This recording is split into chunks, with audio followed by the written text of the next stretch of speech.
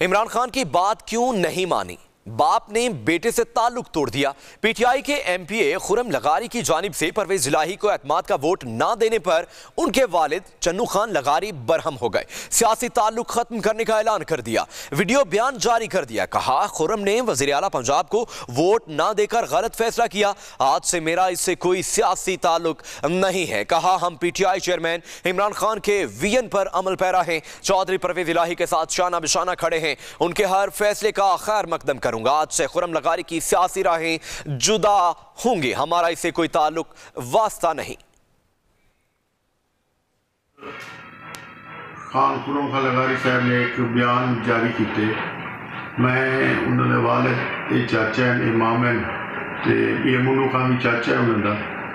साडा बयान नाल उनका जो सोच है, उनके मामलात साडा उन्हें नाल कोई ताल्लुक है नहीं। और असा इमरान खान साहब को बड़ी गल सजा मेरे को, और इंशाल्लाह मैं उन्हें की क्यादत है सारे गिरा और सारे हल्के के दोस्त खान साहब के नाल है, चौधरी परवेज इलाही साहब नाल मैं उन्हें नाल अपनी टर्म उठाई और उन्होंने मेरे को अपना बच्चा समझ के रखा हाथ रखा, और इंशाल्लाह पार्टी के नाल कदम बनाते चल सो पीटीआई के नाल इंशाल्लाह। पीटीआई जिंदाबाद, परवेज इलाही साहब जिंदाबाद, इमरान खान जिंदाबाद।